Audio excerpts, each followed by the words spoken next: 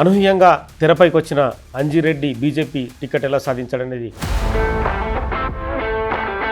BRS be టీమ్గా పనిచేయడం వల్లనే అంజిరెడ్డి గెలిచారనేది 80% ఇది ఒకటే సీట్ గెలుస్తామని ఒకటే సీట్లో వాళ్ళు కాంటెస్ట్ చేయడం జరిగింది. Congress candidate and BSP candidate ఇది ఇద్దరు కాంగ్రెస్ టికెట్ అడిగింది. బీఆర్ఎస్ పని అయిపోయినట్టు అనేది వాళ్ళ గురించి మాట్లాడుకోం వేస్ట్. లక్ష్మణ్, కిషన్ రెడ్డి, రఘునందన్ ముగ్గురు ఆశీస్సుల వల్లే మీకు టికెట్ వచ్చిందని చెప్పి సహకరించినందుకే టికెట్ రావడం జరిగింది. ఈ ప్రాంతానికి మెట్రో కనెక్టివిటీ కూడా కాంగ్రెస్ ప్రభుత్వం ఈ మధ్య చేస్తున్నట్టుగా ఉంది. దాన్ని పడంచేగా చేసినందుకు సంతోషం పడుతున్నాం. అంజిరెడ్డి ఎమ్మెల్సీ టికెట్ కోసం ఎన్ని కోట్లు ఖర్చు పెట్టారు? 30 కోట్లు ఇచ్చారని ఇవ్వడం జరిగింది. అంజిరెడ్డి వైఎస్ఆర్ కాంగ్రెస్, బీజేపీ, తర్వాత కాంగ్రెస్, మళ్ళీ బీజేపీ. గతంలో ఒక పార్టీలో ఉండి ఈ పార్టీలోకి వచ్చారు. దానికి ఏమని అంటారా? బీజేపీ పార్టీలో మీ గాడ్ ఫాదర్ ఎవరు? గాడ్ ఫాదర్ మోదీ గారే. బీజేపీలో కొంత ఆధిపత్య పోరు నడుస్తుందనేది బయట ఆరోపణ. అవన్నీ ఏంటంటే Congress culture. Welcome to Big TV. Graduate ఎన్నికల్లో ఘన విజయం సాధించిన అంజిరెడ్డి ప్రస్తుతం బిగ్ టీవీ స్టూడియోలో ఉన్నారు. ఎన్నికల్లో విజయం సాధించడానికి గల కారణాలేంటి? అనూహ్యంగా తెరపైకి వచ్చిన అంజిరెడ్డి బీజేపీ టికెట్ ఎలా సాధించాడనేది ప్రస్తుతం అంజిరెడ్డితో మాట్లాడదాం. నమస్తే అండి. సో గ్రాడ్యుయేట్ ఎన్నికల్లో ఘన విజయం సాధించారు. అనూహ్య రీతిలో బీజేపీ నుంచి మీరు గెలిచిన పరిస్థితి, అటు కాంగ్రెస్ని ఇటు బీఆర్ఎస్ని రెండింటిని బోల్తా కొట్టించి బీజేపీ అభ్యర్థిగా మీరు ఎమ్మెల్సీ ఎన్నికల్లో విజయం సాధించారు. మీ రియాక్షన్ ఏంటి? కాంగ్రెస్ వాళ్ళు 3 సీట్లకు రెండు సీట్లు ఎక్కడ నిలబెట్టలేదు. ఒక సీటు నిలబెట్టి 80%లో మేము గెలుస్తామని క్యాండిడేట్గా పెట్టడం జరిగింది. దానికి మంత్రులు, గవర్నమెంట్ ఆలేదే ఉంది, ముఖ్యమంత్రి 3 మీటింగ్లు పెట్టారు, నిజామాబాద్, కరీంనగర్, మంచిర్యాల. ఇవన్నీ మీరు ఆలోచించుకోండి. భారతీయ జనతా పార్టీ ఎంత స్ట్రాంగ్గా ఉంది. తర్వాత భారతీయ జనతా పార్టీతో పాటు అమిత్ షా గారు టీం కూడా పెట్టడం జరిగింది. దాంట్లో నవనీత్, రాకేష్, సృజిత్ వీళ్ళందరూ టీం కూడా పెట్టడం. వీళ్ళు ఎంత స్ట్రాంగ్గా తీసుకురంటే 80% ఇది ఒకటే సీట్ గెలుస్తామని ఒకటే సీట్లో వాళ్ళు కాంటెస్ట్ చేయడం జరిగింది. దాన్ని బట్టి మీరు ఆలోచించుకోవాలి. ఏంటంటే మేము 25 పవారి ఎప్పుడైతే వేసినామో ప్రతి ఓటర్ను కలవడం జరిగింది. దగ్గర 15,000 మందిని 25 ప్రభారి వేసి ఓటర్ కలవడం జరిగింది. ఓటర్ కలిసిన తర్వాత భారతీయ జనతా పార్టీ మీద నమ్మకం పెట్టుకొని నరేంద్ర మోడీ గారు చేసిన ఏదైతే పనులు ఉన్నాయో నరేంద్ర మోడీ గారు నమ్మకం పెట్టి ఇక్కడ కిషన్ రెడ్డి గారు, రథసారథి కిషన్ రెడ్డి గారు, తర్వాత మంత్రులు, ఎంపీలు, ఎమ్మెల్యేలు అందరూ ప్రతి ఒక్కరి మీద భారతీయ జనతా పార్టీ ఎవరైతే కాంగ్రెస్ పార్టీ ఇచ్చిన హామీలు నిరుద్యోగుల విషయంలో తీసుకుంటే వృత్తి ఇస్తా అని చెప్పి ఇంతవరకు వృత్తి ఇవ్వలేదు. రాహుల్ గాంధీ గారితో చెప్పేసి 56,000 అకౌంట్లు వేసినా కానీ ఓటు అడగమని చెప్పినాం. అదేవిధంగా ఏదైతే 6 గ్యారెంటీలు ఉన్నాయో 6 గ్యారెంటీలు ఒక గ్యారెంటీ చేసి 6 గ్యారెంటీస్ 420 హామీలు ఏవైతే ఉన్నాయో ఎక్కడ నెరవేర్చిన దాఖలాలు లేవు. వాళ్ళు ఏమంటారంటే బీజేపీ, బీఆర్ఎస్ అని పుకార్లు లేపారు. ఎప్పుడైతే భారతీయ జనతా పార్టీ సింగిల్గానే పోతుంది, ఎవరితో అటాచ్ కాలేంతవరకు. గతంలో కూడా కాంగ్రెస్, బీజేపీ, బీఆర్ఎస్ వాళ్ళు, టీఆర్ఎస్ వాళ్ళు అలయన్స్ అయ్యి సీట్లు తీసుకొని వాళ్ళు కుమ్మక్కయ్యారు అంతే తప్ప కానీ మేము ఎక్కడ కుమ్మక్క కాలే, ఎవరితో కాలే.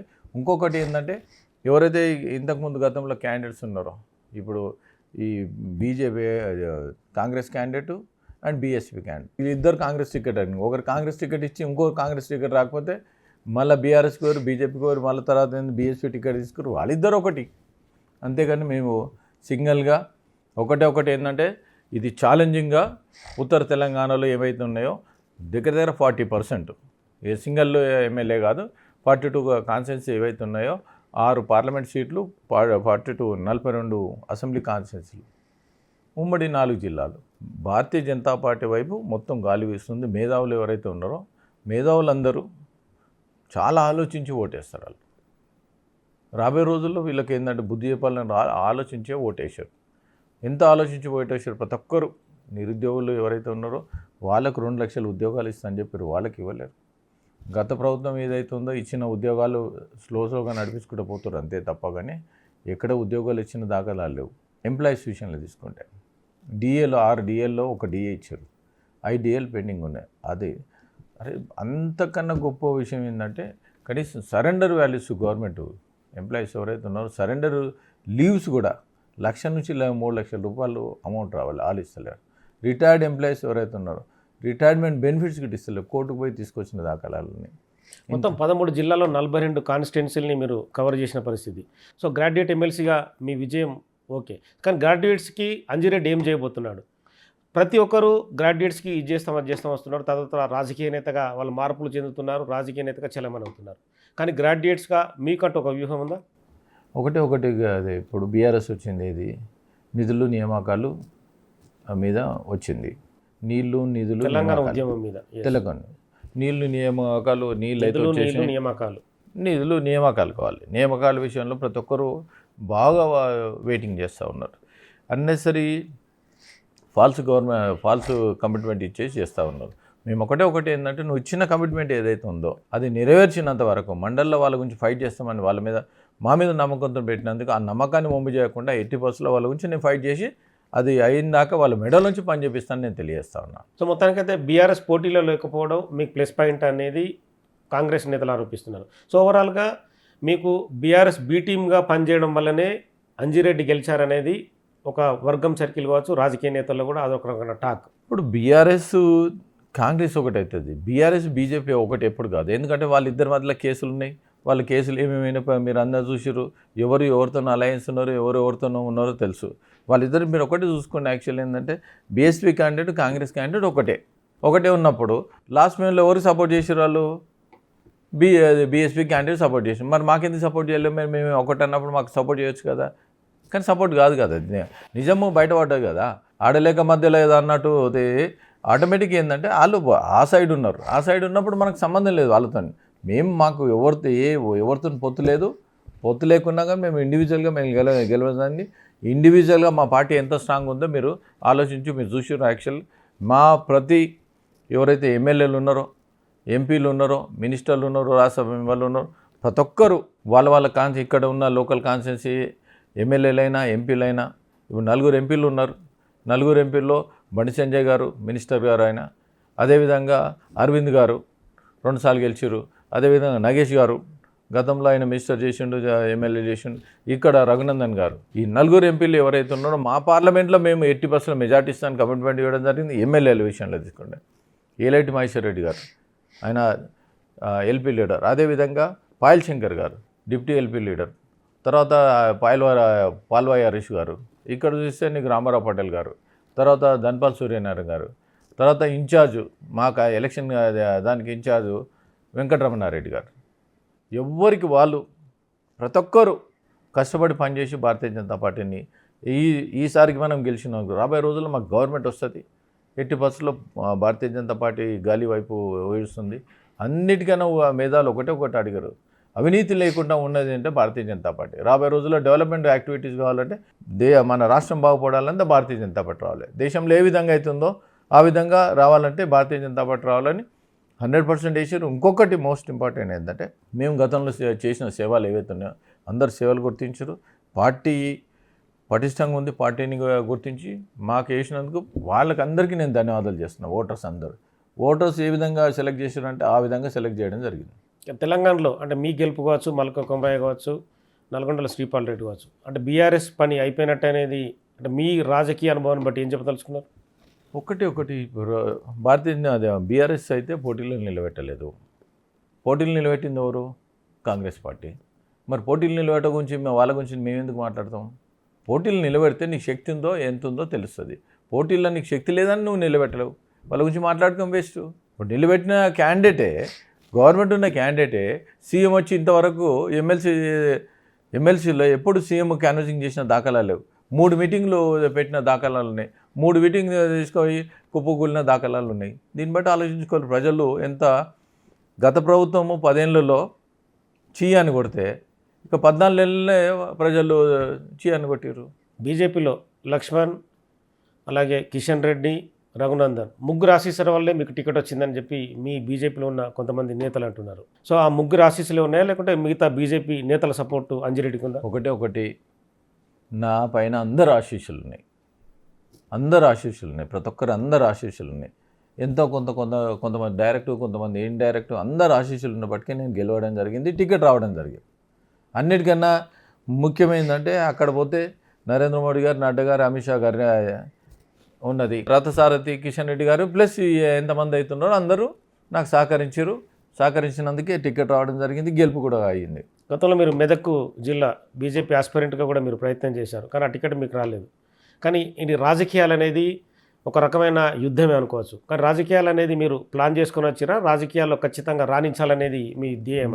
మీరు ఒకటే గుర్తుపెట్టుకోండి, గతంలో నాకు ఎంపీ టికెట్ రాలేదు అంటున్నాను. ఎంపీ టికెట్ రాకున్నా కానీ నా కాన్సెన్స్లో నా జిల్లాలో ఏవైతే ఉన్నాయో నేను మెజార్టీ ఇచ్చినాను. వ్యక్తులకు ఎవరికి ఇచ్చినా పార్టీ కోసం పంపించారు. అది గుర్తించే నాకు ఇవ్వడం జరిగింది. ఎప్పుడైనా సరే మన దాంట్లో ఒకరు గెలిచిండు అనుకో, ఇంకో వేకెంట్ అవుతుంది మనకు. ఆ గెలిచిందే మనకు వేకెంట్ అవుతుంది. గెలవకపోతే అతను మళ్ళీ ఇంకో దానికి వస్తాడు. అందుకోసానికి ఎవరికి ఇచ్చినా కానీ పార్టీకి పనిచేస్తాను, హార్ట్ఫుల్గా పనిచేస్తాను, మా కాన్సెన్స్లో 80% మెజార్టీ తెప్పిస్తాం.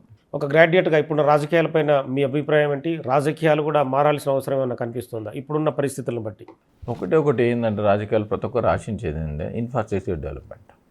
మీరు చూడండి, నేషనల్ హైవే ఈరోజు నేను ఆదిలాబాద్ పోతున్నాను, ఒక 3 అవర్స్లో పోగలుగుతాం. గతంలో ఒక రోజు పడుతుండే. ఇన్ఫ్రాస్ట్రక్చర్ ఎప్పుడైతే డెవలప్మెంట్ అవుతుందో ఆటోమేటిక్ అన్ని దాంతోపాటు నీకు ల్యాండ్ రేట్ ఇంక్రీజ్ అయినా కానీ, తర్వాత ఉద్యోగాలైనా కానీ, అక్కడ పోయి ఇండస్ట్రీ పెట్టాలన్నా కానీ, ఏదన్నా ప్రతి ఒక్కటి. ఇంకొకటి ఏంటంటే మేము కూడా ఇప్పుడు ఆదిలాబాద్లో ఏదైతే ఉందో ఒక ఎయిర్పోర్ట్ వస్తే అక్కడ కూడా డెవలప్ అవుతాయని ప్రపోజల్ కూడా ఉన్నది. ఇప్పుడు మేము మొన్న లైబ్రరీ విజిట్ చేసినాము. లైబ్రరీ ఇన్ఫ్రాస్ట్రక్చర్ లేకనే చాలామంది చదువుకోలేకపోతున్నారు. వాళ్ళకి ఏమైతే వాళ్ళకు ఉన్న ఫెసిలిటీ ఏవైతే ఉన్నాయో ఆ ఫెసిలిటీ ఇప్పిస్తే ఆటోమేటిక్ ఇంప్రూవ్ కానుకుంటుంది. వాళ్ళు ప్రజలు ఒకటే కోరుకుంటారు, వాళ్ళు డబ్బులు కాదు ఏం కాదు, ఇన్ఫ్రాస్ట్రక్చర్ డెవలప్మెంట్ ఉందనుకో, ఏ దానికి ఫండ్స్ ఏదైతే అలొకేషన్ ఉందో ఆ ఫండ్స్ సిస్టమేటిక్ అలొకేషన్ చేసి దాన్ని ఇంప్రూవ్మెంట్ చేస్తే నీకు డెవలప్మెంట్ ఆటోమేటిక్ రావడానికి ఆస్కారం ఉంది. మీ సొంత ప్రాంతం పటాన్ చెరు కానీ అనూహ్యంగా మీరు రాష్ట్ర ఎమ్మెల్సీగా ఇప్పుడు పేరు ప్రఖ్యాతులు పొందారు. సో మీ ప్రాంతంలో ఇండస్ట్రియల్ హబ్ ఉంటుంది, అక్కడ విపరీతమైన కాలుష్యం ఉంటుంది. సో దానికి పక్కా ప్రణాళిక ఏమన్నా అంజిరెడ్డి దగ్గర ఉందా? దానికి కేంద్రంతో కావచ్చు, రాష్ట్రంతో కావచ్చు, ఏదైనా సమన్వయం చేసి ఆ ప్రాంతాన్ని కొంత అభివృద్ధి చెందడానికి ముందుకు తీసుకెళ్ళడానికి? నవేడేస్ పొల్యూషన్ కంట్రోల్ బోర్డ్ చాలా స్ట్రిక్ట్ ఉంది. మీరు చూడండి, ఏ ఇండస్ట్రీ పోయినా కానీ మల్టీ ఎవాపరేషన్ సిస్టమ్ పెట్టి చాలా సిస్టమేటిక్ చేస్తూ ఉంటారు. ఎప్పుడైతే పొల్యూషన్ సిస్టమేటిక్ అయిందో ఆ ఎఫ్లెంట్తో ప్రొడక్ట్ చేయడం జరుగుతుంది. మీరు సిమెంట్ ఇండస్ట్రీ తీసుకోండి, గతంలో ఏంటంటే ఎక్కడ సిమెంట్ ఇండస్ట్రీ అయినా బాగా పౌడర్ పొగ వస్తుండే, వాళ్ళు దాంతో ఒక 10% ప్రాఫిట్లు వచ్చింది. ఆ విధంగా ప్రతి ఒక్కరు అనాలిసిస్ చేసి R&D బాగా వచ్చేసిన తర్వాత ఈ ఎఫ్లెంట్తో ప్రొడక్ట్ చేసుకొని బాగా ప్రతి ఇండస్ట్రీ సంపాదించుకొని జరుగుతుంది. మీరు ఎక్కడ చూసుకోండి, ప్రతి ఇండస్ట్రీలో వాళ్ళు కొన్ని కోట్లు పెట్టి ఇండస్ట్రీ పెడతా ఉంటారు. ఎక్కడ పొల్యూషన్ ఎక్కడ పోదు. ఎవరన్నా చిన్న ఇండస్ట్రీ ఏదన్నా స్మాల్ స్కేల్ ఇండస్ట్రీ చీటింగ్ చేస్తే తప్ప, అది కూడా నవేడేస్ ఏంటంటే వాళ్ళు ట్యాక్స్ సిస్టమ్ పెట్టారు, GPS సిస్టమ్ పెట్టారు. ఏ ట్యాంకర్కైనా GPS సిస్టమ్ పెట్టి వాళ్ళు ఎక్కడున్నది కానీ ఇక్కడ కూర్చొని కంట్రోల్ చేస్తూ ఉంటారు. ఇవన్నీ తప్పుడు సమాచారాలు. ఎక్కడ ఏదైనా ఉన్నా కానీ ఆటోమేటిక్ ఎయిర్ పొల్యూషన్ అనాలిసిస్ వాళ్ళు డిటెక్టర్స్ పెట్టి అనాలిసిస్ చేస్తూ ఉన్నారు. దానికి అప్రిషియేట్ చేయాలి మనం. దానికి సెంట్రల్ పొల్యూషన్ యాక్టివ్ బోర్డు కూడా దీనికి సపోర్టింగ్ చేసుకొని ముందుకు పోతూ ఉన్నది.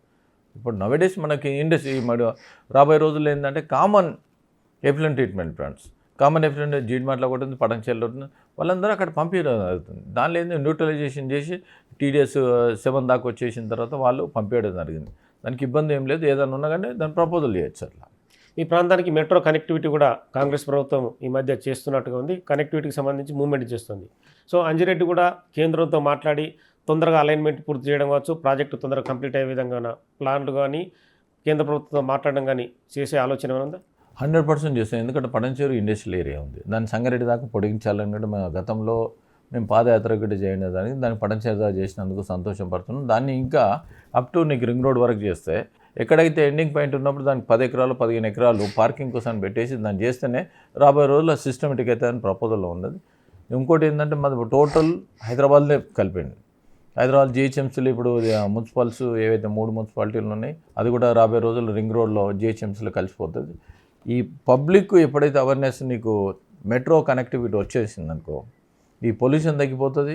తర్వాత ఏంటంటే ఫాస్ట్ పోవడానికి ట్రాఫిక్ జామ్లు కూడా కాకపోవడానికి ఆస్కారం ఉంటుంది. 100% దీన్ని ప్రయత్నం చేసి కేంద్రం నుంచి ఏవైతే నిధులు రావాలో అది నిధులు కంపల్సరీ మా మంత్రులతో తీసుకుపోయి ఇప్పించడం జరుగుతుంది. ఎందుకంటే డెవలప్మెంట్ యాక్టివిటీస్లో it is most important metro పక్క అనేది ఏదైతే ఉందో మెట్రో పక్క కోసానికి మేము గతంలో కూడా పాదయాత్ర చేసినాం, దాన్ని సాధించినాం, దాన్ని ఇంకా పొడిగించడానికి ఇట్లా సాధిస్తాం.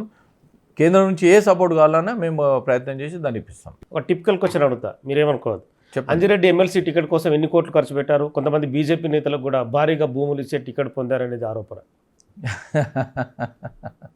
భారతీయ జనతా పార్టీలో ఒకటే చెప్పిన, ఇప్పటిదాకా అవినీతి లేదు, అవినీతి ఉండదు. అవన్నీ ఏంటంటే కాంగ్రెస్ కల్చర్. భారతీయ జనతా పార్టీలో ఇటువంటి కల్చర్ లేదు. కల్చర్ లేనప్పుడు అన్నెసరీ బురద తలకము. చాలామంది ఏంటంటే మొన్న గత ఎన్నికలు కూడా అందరూ ఏంటంటే 30 కోట్లు ఇచ్చారని ఇవ్వడం జరిగింది.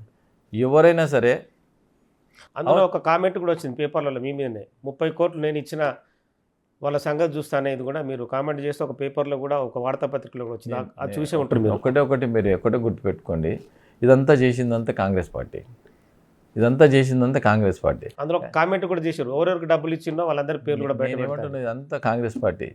ఇప్పుడు అన్ని ఇంటెలిజెన్స్ పనిచేస్తూ ఉంటాయి. కాంగ్రెస్ పార్టీ చేసిన కథలు అవి. దానికి ఫేక్ న్యూస్ కోసానికి ప్రతి ఒక్క దాన్ని పట్టించుకునే అవసరం లేదు. ఇటువంటి ఫేక్ న్యూస్ గురించి అన్నెసరీ టైం వేస్ట్ చేసే అవసరం కూడా లేదు. భారతీయ జనతా పార్టీలో ఎవరు టికెట్ పొందినా నిస్వార్థంగా టికెట్ పొందుతారు.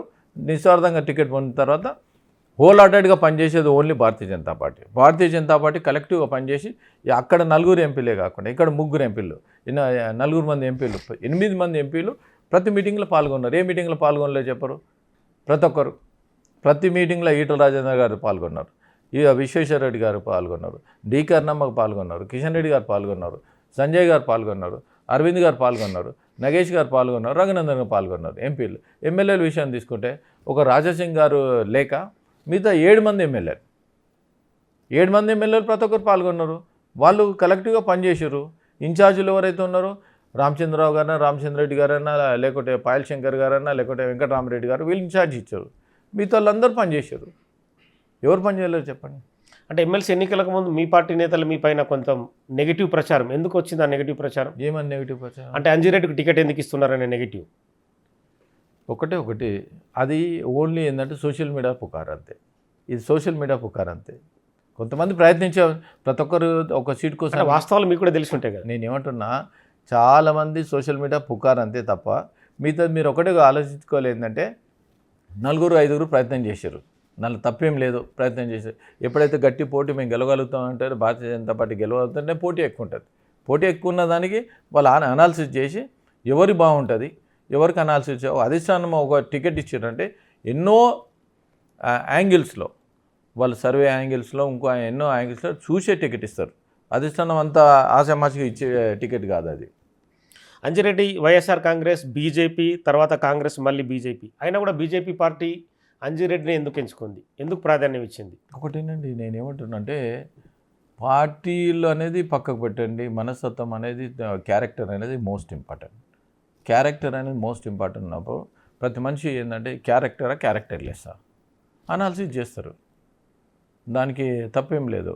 అనాలిసిస్ చేసినప్పుడు గతంలో మీరు ఒకటే గుర్తుపెట్టుకోండి, అందరూ గతంలో ఒక పార్టీలో ఉండి ఈ పార్టీలోకి వచ్చారు. దానికి ఏమైనా అంటారా? ఏదైనా పార్టీ పెరగాలంటే, ఏ పార్టీలో ఉన్నా కానీ పార్టీలో పెరగాలంటే ఈజ్ క్యారెక్టర్లెస్సా క్యారెక్టర్ ఉన్నప్పుడు ఏ పార్టీలో ఉన్నా దానికి అది ఎవరు ప్రశ్నించే అవసరం లేదు. అది అర్థమైందా? ప్రశ్నించే అవసరం లేనప్పుడు ఆటోమేటిక్ వస్తారు. కేపబుల్, అరే ఈయన విన్ చేయగలుగుతాడు, కేపబుల్ ఉన్నప్పుడు ఎవరైనా ఆహ్వానిస్తాం. పార్టీ పెరగాలని రేపు పొద్దున రాబోయే రోజుల్లో ఇంకా వేరే పార్టీలకని మా పార్టీలో వాళ్ళని ఆహ్వానిస్తాం. మేము చాలామంది ఆహ్వానించినాం. అందరు వేరే పార్టీలకని చాలామంది కూడా జాయిన్ చేయడం జరిగింది. పార్టీ అందుకోసానికి పటిష్టంగా అయింది. పటిష్టం అయినప్పుడే ఇప్పుడు ఇంకా మిగతా వాళ్ళని జాయిన్ కానీ రెడీగా ఉన్నారు. మీ వ్యాపారానికి సంబంధించిన మీ పర్సనల్కి వచ్చాను. సంగారెడ్డి జిల్లాలో హత్తునూరాలో మీ ఫార్మా కంపెనీకి స్థానికులకు మధ్య ఎందుకు గొడవ, ఎందుకు వ్యతిరేకించినట్టు? అసలు నా కంపెనీ లేదు, దానికి క్వశ్చనే లేదు. కంపెనీ నా పేరు మీద లేదు, క్వశ్చనే లేదు. అది ఏంటంటే వ్యక్తిగతంగా వాళ్ళు ఎవరైతే వేసారో, నాకు సంబంధం లేని దాని గురించి వాళ్ళు మాట్లాడితే దానికి నేను మాట్లాడినాను. బీజేపీ పార్టీలో మీ గాడ్ ఫాదర్ ఎవరు? గాడ్ ఫాదర్ మోదీ గారే. అంటే తెలంగాణలో కూడా గాడ్ ఫాదర్ అంటే ఒకరు ఉండాలి కదా. అరే రాష్ట్ర అధ్యక్షులు ఎవరైతారో వాళ్ళే గాడ్ ఫాదర్ ఉంటారు. ఎవరికి వాళ్ళే గాడ్ ఫాదర్. రాష్ట్ర అధ్యక్షులు ఎవరు ఉంటారు? అందరు గాడ్ ఫాదర్లే, ప్రతి ఒక్కరు గాడ్ ఫాదర్లే. దానికి ఏం లేదు. ఇప్పుడు దీంట్లో కాంగ్రెస్ పార్టీ లేక వర్గాలు లేవు. దీంట్లో ఒక వర్గం ఏంటంటే భారతీయ జనతా పార్టీ రాష్ట్ర అధ్యక్షులు ఎవరైతే ఉంటో వాళ్ళ వర్గం ఉంటాం. శాసనమండలిలో మొదటిసారి అడుగుపెట్టబోతున్నారు. రాజకీయ సమస్యలు కావచ్చు, సామాజిక కావచ్చు, ప్రజల సమస్యలు కావచ్చు. ఏదైనా సరే గల్హాన్ని వినిపించడంలో అంజిరెడ్డి ముందుంటాడా? 100% నిస్వార్థంగా పనిచేసినప్పుడు ఏదైనా గలాన్ని వినిపించడానికి రెడీ ఉంటాం. రెడీ ఉండడానికి ప్రజల సమస్యల కోసానికి మేము పోటుపడడానికి ఎన్నో సమస్యలు ఏవైతే ఉన్నాయో అన్ని సమస్యల కోసం పోరాటం చేసినాం, స్ట్రైక్ చేసినాం, రాస్తారోకో చేసినాం. చేసినప్పుడు మనకు 10 వచ్చిన తర్వాత ఇంకా ముందుకు తీసుకుపోయే బాధ్యత నా పైన ఇంకా పెరిగింది. ఆ పెరిగినప్పుడు 80% ప్రజలకు ఏదైతే కావాలనో అది 100% చేయడానికి రెడీ ఉంటాం. దానికి ఇబ్బంది ఏం లేదు. ఎమ్మెల్సీగా పోటీ చేశారు. ఫస్ట్ టైం మీరు ఎమ్మెల్సీగా గెలిచిన పరిస్థితి. నెక్స్ట్ పొలిటికల్ టార్గెట్ ఏంటి మీది? అంత పొలిటికల్ టార్గెట్ ఇవన్నీ ఏముండేవి మనకు. పార్టీ ఆదేశించి ఏ పని చేయమంటే పార్టీ అనుకూలంగానే పని చేయడానికి రెడీ ఉంటాం. అంతేగాని సొంత ఎజెండా ఏముండదు. పార్టీ ఈరోజు పోటీ చేయమన్నారు. మొన్న చూడు మీరు యాక్చువల్ మన ఎంపీలు అందరూ ఏం చేశారు? ఎమ్మెల్యేగా పోటీ చేయమన్నారు. చేసిరా లేదా? ఎంపీ ఉన్నాక కూడా ఇప్పుడు నలుగురు, ఇప్పుడు అరవింద్ గారు పోటీ చేశారు, సంజయ్ గారు పోటీ చేశారు. మరి పోటీ చేసారా లేదా? ఎంపీ ఉన్నాక పార్టీ ఆదేశాల మేరకు ఏం పని చేయమంటే ఆ పని చేయడానికి రెడీ ఉంటాం. పార్టీ ఒక సిస్టమేటిక్ పార్టీ, అవినీతి లేని పార్టీ. వాళ్ళ అధిష్టానం ఏది టైం ఇచ్చినాక ఏది పని చేయమంటే ఆ పని చేయడానికి రెడీ ఉంటాం. చాలా భావజాలాలు బీజేపీలో ఉంటాయి, ఆర్ఎస్ఎస్ గ్రౌండ్లో పనిచేస్తుంది. సో అంజిరెడ్డి వాటన్నిటికి అలవాటు పడే అవకాశం ఉందా? నేను ఆర్ఎస్ఎస్ క్యాండిడేట్. నేను శాఖకు పోయినాను. నేను శాఖలు ఎన్ని దగ్గర 10 సంవత్సరాలు ఉన్నాను. ABP candidate. ఇవన్నీ నేను ఎప్పటి నుంచో గతంలో శాఖలనే పనిచేసినాను, ఏబీపీలో పనిచేసినాను. అన్ని భావజాలు నాకు తెలుసు. బీజేపీలో కొంత ఆధిపత్య పోరు నడుస్తుందనేది బయట ఆరోపణ. అంటే ప్రెసిడెంట్ పదవి కోసం కావచ్చు, రకరకాల ఇష్యూస్ కావచ్చు. సో అంజిరెడ్డి అబ్జర్వేషన్లో అంటే గ్రూప్ వర్గాల మధ్య అంజిరెడ్డి ఇరుక్కుంటాడా, లేకుంటే పార్టీ సమన్వయం చేసే దిశగా అంజిరెడ్డి అందులో ఉంటాడా? ఒకటి ఏంటంటే ప్రయత్నం చేసిన తప్పేం లేదు. ప్రతి ఒక్కరు ఒక్కో రూట్లో ప్రయత్నం చేస్తూ ఉంటారు. ఎవరు వచ్చినా భారతీయ జనతా పార్టీ వర్గమే. వాళ్ళతో పనిచేయడానికి రెడీ ఉన్నా. ఈరోజు కిషన్ రెడ్డి గారు ఉన్నారు. కిషన్ రెడ్డి గారితో పనిచేసిన, రేపు పొద్దున ఇంకోరికి వచ్చినా కానీ వాళ్ళతో పనిచేయడానికి ఇస్తాం. వాళ్ళు నాకే ఏ పని అప్పచెప్పినా కానీ నిస్వార్థంగా పనిచేయడానికి నేను రెడీ ఉంటాను. నెక్స్ట్ మీ పార్టీలో బీజేపీ రాష్ట్ర అధ్యక్షుడు ఎవరైతారని మీ ఆలోచన? ఇప్పటికైతే అందరూ పోటీలో ఉన్న వాళ్ళు అందరూ ఉన్నారు. ఎవరికి వచ్చినా కానీ నేను పనిచేయడానికి రెడీ ఉంటాను. కొన్ని వాళ్ళకి ఏంటంటే ఎవరైతే రాష్ట్ర అధ్యక్షులు కొన్ని సిస్టమ్ చేంజ్ చేస్తారు. ఆ సిస్టంలో మనము అలాంటి పోయి పనిచేయడానికి రెడీ ఉంటాం. పనిచేయడానికి రెడీ ఉన్నప్పుడు మీరు ఒకటి అన్నిటికన్నా బండ గుర్తు ఒకటే కొడుతుంది. మనం కరప్షన్ లేకుండా పనిచేస్తే నిస్వార్థంగా ఏ అధ్యక్షులైనా ఎవరైనా సరే మనం ముందు తీసుకోతే రేపొద్దున పార్టీ భవిష్యత్తు బాగుంటుంది. రేపొద్దున గెలుపు గుర్రాలు ఎవరైతే ఉన్నారో మన అనాలిసిస్ చేసినాం అనుకో పార్టీ ఎంత పటిష్టంగా అవుతుంది. రేపొద్దున గవర్నమెంట్ వచ్చిందనుకో ఎన్నో 10,000 నామినేటెడ్ పోస్టులు ఉంటుంది. ఇన్ని రోజులు ఇన్ని సంవత్సరాలు పార్టీ కోసం హార్నిషాలు కష్టపడ్డ వాళ్ళు అందరూ రేపొద్దున బయటపడడానికి నా బాధ్యత ఉంటుంది. నన్ను ఈరోజు గెలిపించారు. ఎన్నో రోజుల నుంచి పార్టీ గురించి హార్నిషాలు కష్టపడ్డారు, జైలుకి పోయారు. వాళ్ళందరినీ ఆదుకునే బాధ్యత మాది ఉంటుంది 80%. దానికి హార్నిషాలు పనిచేస్తాం. నా బాధ్యత పెరిగినప్పుడు 100% పనిచేయడానికి రెడీ ఉంటాం. ఇద్దరు కేంద్ర మంత్రులు రాష్ట్రంలో ఉన్నారు. ఒకరు సహాయ మంత్రి, ఒకరు క్యాబినెట్. కిషన్ రెడ్డి, బండి సంజయ్. ఇద్దరులో ఎవరికి దూకుడు ఎక్కువ? ఎవరు ప్రాధాన్యంలో బీజేపీ పార్టీ కావచ్చు, బయట అంటే ఓవరాల్ తెలంగాణ డెవలప్మెంట్లో ఎవరు ముందున్నారు? నేను ఒకటి చెప్పిన యాక్చువల్లీ ఏంటంటే తెలంగాణ గవర్నమెంట్ కోసానికి మీరు ఒకటే గుర్తుపెట్టుకోండి. ఇప్పటికీ 10 సంవత్సరాల్లో 10 లక్షల కోట్లు పెట్టడం జరిగింది. నేషనల్ హైవే విషయంలో తీసుకుంటే 1,10,000 కోట్లు పెట్టడం జరిగింది. వాళ్ళిద్దరు ఆలోచనలో 80%. ఇప్పుడు మొన్న సంజయ్ గారు కరీంనగర్కు స్మార్ట్ సిటీ తీసుకొచ్చి కొన్ని 100 కోట్లు తీసుకొచ్చారు. అందరికీ ప్రతి ఒక్కరు అనాలిసిస్ ప్రకారం ఏ విధంగా అయితే మనం తీసుకురావాలి, ఏ యాంగిల్లో పోవాలో ప్రతి ఒక్కరు అందరూ పనిచేస్తూ ఉన్నారు. దాంతోపాటు ఎంపీలు కూడా పనిచేస్తూ ఉన్నారు. ఎంపీలు కూడా ఎక్కడెక్కడ అవసరం ఉన్నది అది ప్రసాద దర్శనం అన్ని టెంపుల్స్ కూడా తీసుకురండి. ఇప్పుడు టూరిజం కోసానికి, డెవలప్మెంట్ కోసానికి ఎక్కడెక్కడ ఏం అవసరం ఉందో వాళ్ళు అన్ని యాంగిల్లో వర్కౌట్ చేస్తూ ఉన్నారు. ఇప్పుడు మొన్ననే ఇప్పుడు ఈడ బీహెచ్ఎల్ కూడా ఫ్లైఓవర్స్ కూడా అది అయిపోయిన 6 వేస్ కూడా పోతూ ఉన్నది. ఎప్పుడు 80%లో భారతీయ జనతా పార్టీ ఎమ్మెల్యేలు కానీ ఎంపీలు కానీ ఒక వర్క్ విషయంలో చాలా సిస్టమేటిక్ పనిచేస్తూ ఉంటారు. దానికి ఏ విధంగా ముందుకు వాళ్ళు అందుకు చేయాలి. అన్నిటికన్నా ఇప్పుడు ఏంటంటే కేంద్ర మంత్రి గారు ఉన్నారు. ఇప్పుడు కిషన్ రెడ్డి గారు ఉన్నారు. కిషన్ రెడ్డి గారు అనాలిసిస్తో పనిచేస్తారు. బండి సంజయ్ గారు వాళ్ళు ఇంకో రూట్లో పనిచేయగలుగుతారు. ఒక్కో రూట్లో పనిచేస్తూ ఉన్నారు. మొన్న మేము పస్ బోర్డు సాధించినాం.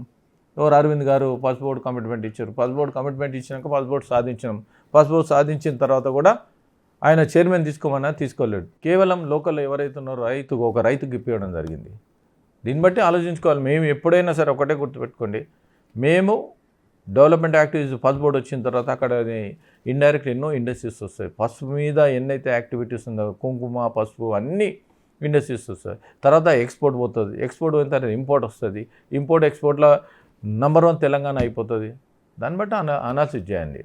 ఇందాక మీరు కేంద్ర మంత్రి కిషన్ రెడ్డి అనాలిసిస్ చేస్తున్నారు. అదే కేంద్ర మంత్రి కిషన్ రెడ్డి రాష్ట్రానికి నిధులు వచ్చే విషయంలో అడ్డుకుంటున్నాడు, అభివృద్ధి అనేది ఆపుతున్నాడు అనేది కాంగ్రెస్ పార్టీ ఆరోపిస్తుంది. డైరెక్ట్గా ముఖ్యమంత్రి కిషన్ రెడ్డికి లెటర్ రాసిన పరిస్థితి. మీ అబ్జర్వేషన్లో ఒక గ్రాడ్యుయేట్గా, ఒక రాజకీయ నేతగా మీరు అడుగు పెడుతున్న ఒకటి గుర్తుపెట్టుకోండి, కేంద్రము ఏదైతే నిధులు ఇస్తుందో మ్యాచింగ్ గ్రాంట్ ఇచ్చుకుంటా వీళ్ళు పనిచేయాలి. మ్యాచింగ్ గ్రాంట్ ఇచ్చుకుంటా పనిచేయాలి. ఎవరు ఆపనికి వీలు లేదు. అవి ఎవరు ఒక్కసారి అనాలిసిస్ శాంక్షన్ అయిన తర్వాత నోబడీ కెన్ స్టాప్. ఈ వీళ్ళు చేసిన తప్పులకు వీళ్ళు మాట్లాడుకుంటూ చేసుకుంటే ఎక్కడెక్కడ స్టాప్ అయింది చెప్పండి, పలానా దగ్గర స్టాప్ అయింది చెప్పండి, రండి నా ఎంబడి కావాలంటే కిషన్ రెడ్డి గారితో మాట్లాడుతాను, ఎక్కడా స్టాప్ లేదు. వీళ్ళు ఒక సిస్టమేటిక్తో పని చేస్తే ఆటోమేటిక్ ఎప్పుడో ఇంకా ఇంప్రూవ్ అవుతుంది. ఎక్కడ ఏది పర్ఫెక్ట్ పని చేసేది చెప్పండి, ఎక్కడ పర్ఫెక్ట్ పని చేస్తలేదు. ఎవరికి వారే ఏమన్నా తీరి అందరు 8 మంది మంత్రులు 10 మంది మంత్రులు ఉంటే 12 మంత్రులు 12 దుకాణాలు అయిపోయినాయి. ఆడ సింగిల్ ఏడబోతుంది చెప్పండి. ఎవరికి వాళ్ళే ఏమన్నా తీరే ఉంది. అది ఇది ఒక గవర్నమెంట్ ఇచ్చిన కమిట్మెంట్ ఏదైనా. ఇప్పుడు మీరు చిన్న ఎగ్జాంపుల్ నేను చెప్తాను. గతంలో డిప్యూటీ సీఎం గారు ఏమన్నారు, మాది 1898 డిసెంబర్ 28 రోజు మా ఆవిర్భావ దినోత్సవం ఉంది, డిసెంబర్ 28 రోజు రైతు కూలీలకు 12,000 ఇస్తానని చెప్పండి. వేసిండా చెప్పండి, వేసిండా? ఎందుకన్నాడు? ఎవరన్నా అడిగారా? ఎవరు అడగలేరు. డిసెంబర్ 28 రోజు ఆయనే ఫైనాన్స్ మినిస్టర్ ఉండు, కంపల్సరీ ఇస్తాను వేయలేడు. గతంలో వీళ్ళు ఏం చెప్పారు, రైతు బంధు విషయంలో 10,000 మీరు తీసుకోవద్దు, మాది గవర్నమెంట్ వచ్చేస్తుంది, నెక్స్ట్ 15,000 వస్తుంది మీకు అని అన్నారు. 3 దఫాలు అయినాయి. అమౌంట్ వేసిరా? రుణమాఫీ సరిగ్గా చేసిరా? ఇవన్నీ అడగడానికి మేము రెడీ ఉంటాం. మీరు ఇచ్చిన కమిట్మెంట్గా మేమైతే ఎవరు అడగలేం కదా. అదేవిధంగా మీరు చూడండి, యాక్చువల్ ఓల్డ్ ఏజ్ పింఛను 4,000 చెప్పారు. గవర్నమెంట్ ఎప్పుడు వచ్చింది? ఇది వచ్చిన తర్వాత అక్కడ గవర్నమెంట్ వచ్చింది. గవర్నమెంట్ వచ్చిన తర్వాత వాళ్ళు 4,000 ఇస్తారు కదా. మరి మన ధనిక రాష్ట్రమే కదా, ఎందుకు ఇవ్వలేకపోతారు? అంటే మీరు పాలన చూసుకోండి. యాక్చువల్ ఏదైనా బడ్జెట్ విషయంలో తీసుకున్నా, పాలన విషయం తీసుకున్నా పక్క రాష్ట్ర వాళ్ళు ఇస్తలేవు. సర్వశిక్ష అభిమానం ఏదైతే ఉందో వాళ్ళు 30 రోజులు స్ట్రైక్ చేశారు. పక్క రాష్ట్రం తీసుకుంటే ఇంకా 6,000 రూపాయలు, ఇంకా వాళ్ళకి శాలరీ ఎక్కువ ఉంది. ఇంకా కొన్ని రాష్ట్రాల్లో వాళ్ళకి పర్మనెంట్ చేయడం. దానిలో ఏంటంటే విద్యా మిషన్లో గవర్నమెంట్ సెంట్రల్ గవర్నమెంట్ 60% అమౌంట్ ఇస్తుంది. ఎందుకు మ్యాచింగ్ గ్రాంట్ ఇచ్చి ఇవ్వలేకపోతున్నావు? అదే విషయంలో మళ్ళీ ఇంకోటి degree contract lecturers, junior contract lecturers, MTS అని ఒకటి ఉంది, మినిమం టైం స్కేల్. అదన్నా చేసిరా? చేయలేరు. హైకోర్టు జడ్జిమెంట్ ఇచ్చారు. హైకోర్టు జడ్జిమెంట్ ఏమైనా ఇచ్చింది, ఉన్నోళ్ళను అట్లనే ఉంచేసి మిగతా వాళ్ళని తీసుకోమని చెప్పారు. మళ్ళీ నోటిఫికేషన్ ఇస్తాను. వాళ్ళ భయభ్రాంతులు ఎందుకు చేయాలి?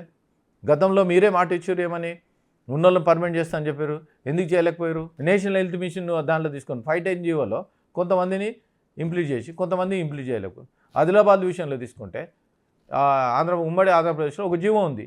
జీవో అదే వెనుకబడిన ప్రాంతం ఏదైతే ఉందో వాళ్ళని పర్మనెంట్ చేయాలి.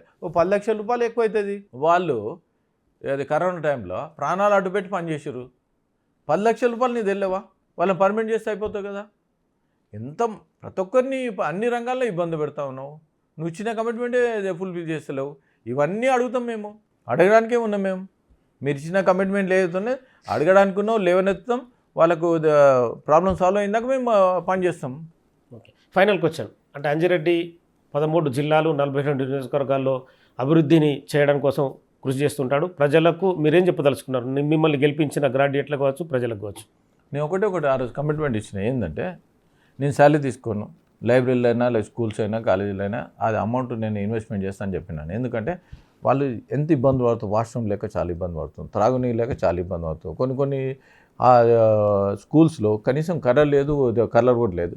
ఇవన్నీ మినిమం దానికి నేను వర్కౌట్ చేయడానికి రెడీ అయినాను. తర్వాత ఇంకొకటి ఏంటంటే, మీరు ఒకటి గుర్తుంది, ఇన్ఫ్రాస్ట్రక్చర్ ఎందుకు అన్నాను, వాళ్ళకు ఎప్పుడైతే ప్రతి ఒక్కరు చదవడానికి రెడీ ఉన్నారు, పని చేయడానికి రెడీ ఉన్నారు, వాళ్ళకి తోవ చూపించాలి బాధ్యత. ఆ తోవ చూపడానికి మేము రెడీ ఉన్నాం. ఎక్కడైతే ఏ యాంగిల్లో అయినా మనకు పని చేయడానికి రెడీ ఉన్నప్పుడు ఆ యాంగిల్లో 100% వాళ్ళ గురించి నిరుద్యోగుల కోసం పని చేయడానికి రెడీ ఉన్నాం. వాళ్ళ ఉద్యోగ అవకాశాలు ఎక్కడెక్కడ ఉన్నాయో మెరుగుపడి దాని పని చేయఉన్నాయి. నా సెల్ఫ్గా నేను ఏం చెప్తున్నా అంటే, మేము పడంచేరులో ఒక బిల్డింగ్ కడతా ఉన్నాం. సుమారు 15,000 ఎస్ఎఫ్టీల బిల్డింగ్ కట్టేసి స్కిల్ డెవలప్మెంట్ చేసి ఎవరైతే యూత్ ఉన్నారో ఆ యూత్ని అందరినీ స్కిల్ చేసి వాళ్ళకు ఒక 20 లక్షల రూపాయలు ఇన్సూరెన్స్ చేసుకుంటారు. స్టైపెండ్ ఇక్కడికని మేము ప్రొక్యూర్మెంట్ చేసి ఎక్కడ ఏ ఉద్యోగాలకు ఫిట్ అయితే అక్కడ చేస్తూ ఉంటాం. 80%లో మేము ఒక సామెత ఉంది, వడ్డించేటోడు మనవాడు ఉంటే ఏ మూలకైనా వడ్డిస్తారని. పని చేయాలి, పని చేస్తేనే మనకేమైందంటే పైన భగవంతుడు మనకేమైందంటే మనకు ఆశీర్వాదం దొరుకుతుంది. ఇప్పుడు చిన్న ఎగ్జాంపుల్ ఏమైందంటే మనం గుళ్ళకు పోతాం, గుళ్ళకు పోయిన తర్వాత వాళ్ళు కూర్చుంటారు, అడిగే వాళ్ళు ఉంటారు, మనం వేస్తే వాళ్ళతో మనం రియాక్షన్ రావాలని మనం అనుకో, భగవంతుడు నాకు సాయం చేయాలని ఉద్దేశంతో ఆ సిస్టంలో పోతే నీకు 100% అందరు పని చేయడానికి రెడీ ఉంటారు. గివ్ అండ్ టేక్ పాలసీ ఉండొద్దు, మనకు భగవంతుడు సహకారం చేస్తాడని పాలసీ ఉండాలి. ఇంకోటి అన్నిటికన్నా ముఖ్యం, మీరు ఒకటే గుర్తుపెట్టుకోండి, ప్రయాగ్రాజ్ కుంభమేళలో 65 కోట్ల మంది నీకు పోయి స్నానాలు చేసి వచ్చారంటే మీరు ఇండియా మొత్తం ఆల్మోస్ట్ ఇండియా మొత్తం పోయి ప్రయాగ్రాజ్లో పోయి వచ్చారు. 144 సంవత్సరాలు కొట్టింది. ఎంతవరకు మీరు సమంజసం, ఎంత సిస్టమేటిక్ పనిచేసారు దాన్ని బట్టి ఆలోచించుకోవాలి. దేశాని కోసానికి, ధర్మం కోసానికి మోదీ గారు పనిచేస్తూ ఉంటే, ప్రపంచంతో పోటీ పడుతూ ఉంటే, ప్రపంచంతో పోటీ పడినప్పుడు 5వ ఆర్థిక దేశం, రాబోయే రోజుల్లో 3వ ఆర్థిక దేశం తీర్చిదిద్దాన్ని కమిట్మెంట్ ఇచ్చాడు. మొన్న బడ్జెట్లో 12,75,000 పెట్టిన తర్వాత మేధావులందరూ ఎంత ఆలోచించారు, నా భూతో నా భవిష్యత్తు, ఇన్ని సంవత్సరాలు ఇంత ఇంక్రిమెంట్ చేసిన దాఖలాలనే ప్రతి ఒక్కరికి, నీ ఎంప్లాయీస్ అన్న తీసుకోండి, రిటైర్డ్ ఎంప్లాయీస్ అన్న తీసుకోండి, బిజినెస్ పీపుల్ తీసుకోండి, తర్వాత స్మాల్ స్కేల్ ఇండస్ట్రీ వాళ్ళు తీసుకోండి, ఇన్కమ్ ట్యాక్స్ వాళ్ళు పీపుల్, ప్రతి ఒక్కరికి 1,00,000 నుంచి 1,50,000 రూపాయలు బెనిఫిట్ అయింది. ఇంతవరకు ఎవరైనా చేశారు? అది చేయలేరు. అది దీన్ని బట్టి ఆలోచించుకోవాలి. చేసే గుణం ఉంటే ఆటోమేటిక్ ఇంప్రూవ్ అవుతుంది.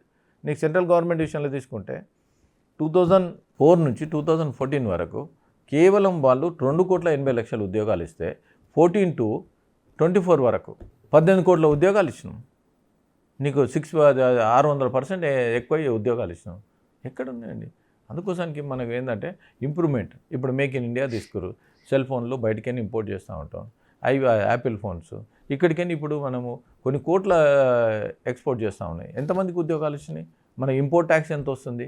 దానికి ఇప్పుడు మీరు ఒకటి గుర్తుపెట్టుకోండి, చేసే తత్వం ఉండాలి, ప్లాన్ ఆఫ్ యాక్షన్ తీసుకోండి. మీరు గతంలో వీళ్ళు ఏం చేశారు? ఇప్పుడు మీరు చూసారా, ఇప్పుడు గవర్నమెంట్ వచ్చింది, గవర్నమెంట్ వచ్చి అన్ని 14 ఏళ్ళు అయింది కదా, ఏ ఒక్క ఫ్లైఓవర్స్ కన్నా ఈయన పునాది రాళ్ళు వేసిందా? అండర్ పాస్కి ఎక్కడైనా పునాది రాళ్ళు వేసారా? కొత్త రోడ్ ఎక్కడైనా స్టార్ట్ చేసారా? మరి వీళ్ళ యాక్షన్ ప్లాన్ ఏముంది చెప్పండి. ఎవరు వద్దన్నారు? ఎవరన్నా వద్దన్నారా? మీరు వద్దనా? మేము వద్దనా? ఎవరన్నా? అరే ఎంత ట్రాఫిక్ జామ్ అవుతున్నప్పుడు, ట్రాఫిక్ జామ్ ఉన్నప్పుడు నువ్వు ఎక్కడైనా ఇంప్రూవ్మెంట్ చేసినావా? సిగ్గుపోతుంది ఎవరని చెప్పుకుంటే. కనీసము మన సిగ్నల్స్ దగ్గర డిజిటల్ సిగ్నేచర్ లేదా? డిజిటల్ సిగ్నల్స్ ఉంటే నీకు వాడు ముందు పోతాడా? సెకండ్స్లో వస్తాయి. సెకండ్స్లో వచ్చినప్పుడు అరే మన సెకండ్ వచ్చింది ఆపుతాం. డిజిటల్ సిగ్నల్ లేనప్పుడు అనాల్సి అవేర్నెస్ అనేది కావాలి. మీటింగ్ పెట్టాలి, క్యాబినెట్ మీటింగ్ పెట్టుకోవాలి, ఏం చేయాలి, ఏ విధంగా చేయాలి, ఎట్లా ఇంప్రూవ్ చేయాలి, ఏ విధంగా పోవాలి, దాన్ని అనాలిసిస్ చేసినప్పుడు బాగుంటుంది. అందుకోసానికి మేము ఎప్పుడైతే వచ్చి మేము మండలిలో మాట్లాడుతూ ఉంటాం అప్పుడు వాళ్ళకి భయం స్టార్ట్ అయితే సిస్టమేటిక్ పని చేయడానికి ఉంటుంది వాళ్ళు. ఓకే అండి. So thank you. మొత్తానికైతే అంజిరెడ్డి తను ఎన్నికల్లో హామీ ఇచ్చిన మేరకు తన సాలరీ తీసుకుని అంటున్నాడు. గ్రాడ్యుయేట్స్ కోసం ఖచ్చితంగా కృషి చేస్తానంటున్నాడు. పటాన్చెరులో స్కిల్ డెవలప్మెంట్ కోసం నిరుద్యోగులకు ఒక బిల్డింగ్ కట్టించి వాళ్ళను అందులో ఉద్యోగాలు ఇప్పించే విధంగా ట్రైనింగ్ ఇచ్చి ముందుకు తీసుకెళ్తానంటున్నాడు. ఖచ్చితంగా ప్రభుత్వం, కాంగ్రెస్ పార్టీ ప్రభుత్వం పైన కూడా మండలిలో తన గలాన్ని విప్పి ప్రజా సమస్యలపైన కూడా పోరాడుతానంటున్నాడు. Signing off, keep watching big TV. For more videos like this, subscribe Big TV channel.